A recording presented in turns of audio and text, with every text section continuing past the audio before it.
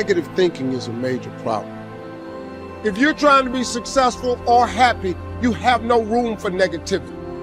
Big thinking gets rid of negativity.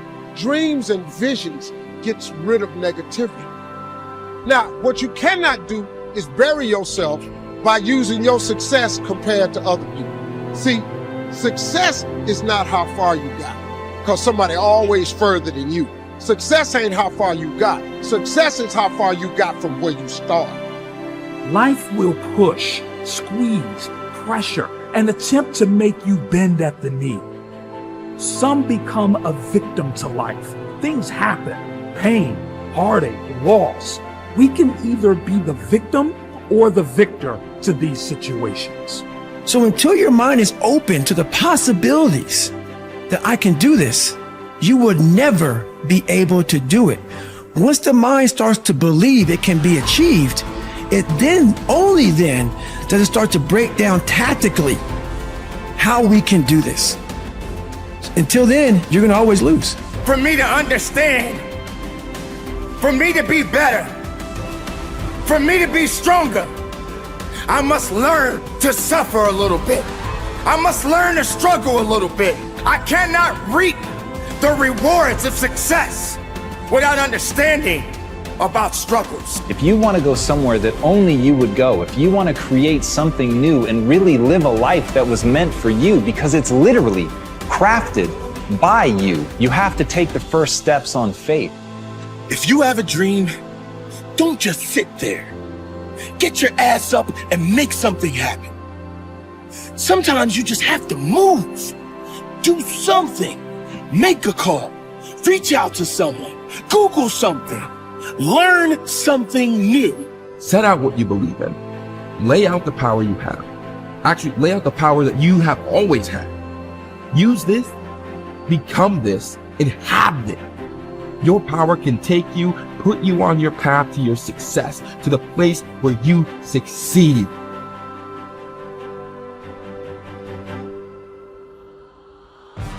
You have, and you always will have this potential to improve, this potential to adapt, and this potential to change.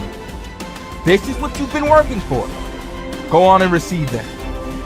Trying to get insight and see life as a puzzle, and your goal in life is to seek the adventures that piece the puzzle together.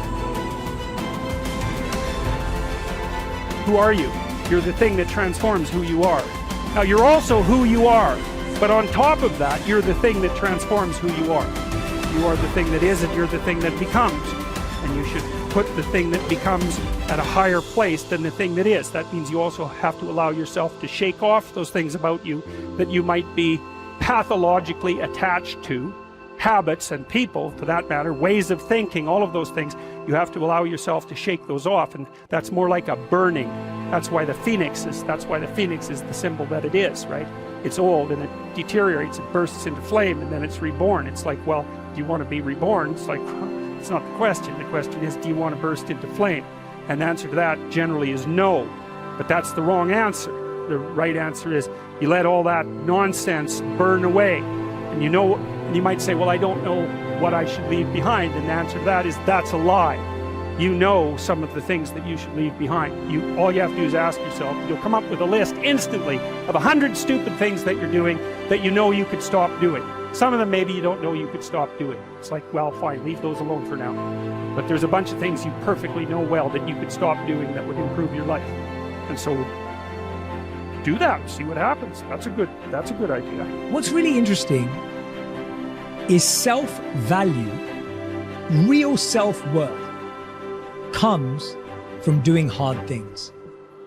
We keep talking about self-love. We keep talking about loving yourself, believing in yourself. That happens naturally when you go through something difficult. Everyone who's listening right now, I guarantee has been through something difficult. Maybe they lost a friend. Maybe they've been through cancer.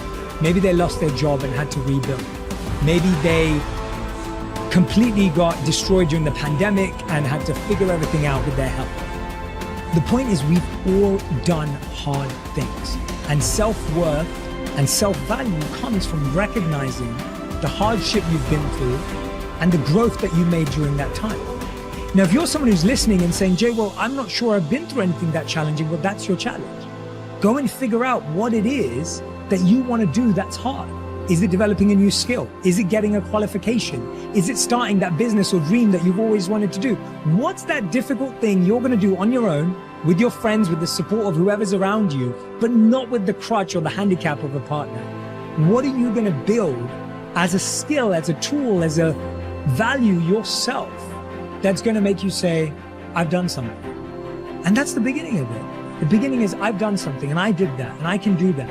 And when you do that, yes, there's going to be, you're going to validate the wrong things. You're going to give yourself praise for the wrong things. You're going to go through ego. You're going to do all of that. But there's still a belief of, I can do hard things. I can do hard things by myself. And I know what value I bring to a relationship. Persistence is self-discipline in action. Your ability to persist in the face of all setbacks and temporary failures is essential to success in life. Napoleon Hill said, persistence is to the character of man as carbon is to steel. The primary reason for success is persistence. And likewise, the primary reason for failure is lack of persistence, quitting too soon. There is a direct link between self-discipline and self-esteem. Each time you discipline yourself to do what you should do when you should do it, whether you feel like it or not, your self-esteem increases. Each time you persist and force yourself to continue on, even when you feel like quitting, your self-esteem goes up. Each act of self-discipline strengthens every other act of self-discipline. Every act of persistence strengthens every other act of persistence. When you discipline yourself to persist over and over, you like and respect yourself more and more. You become stronger and more confident. Eventually, you become unstoppable. Persistence is its own reward. Every time you force yourself to persist on a task, whether it is large or small, you feel happier and better about yourself. When you go the extra mile and do more than you are paid for, or more than is expected, your self-esteem goes up. You feel more powerful and in greater control of your life. In your career, when you go the extra mile, you put yourself on the side of the angel. The primary difference between winners and losers in life is simple. Winners never quit and quitters never win. You can increase your ability to persist by talking to yourself positively. Say these words, I am unstoppable. Before you begin any major undertaking, pre-program yourself by telling yourself, I never give up. Before you can achieve anything worthwhile in life, you have to pass the persistence test. This is usually a snap quiz sprung on you unexpectedly with no warning. You suddenly face a major setback, problem, temporary failure, or even a complete disaster. When this happens, remind yourself that this is the testing time. This is when you demonstrate what you are really made of. This is when you show yourself and others the strength of your character and your true determination to succeed, your ability to respond effectively to setbacks.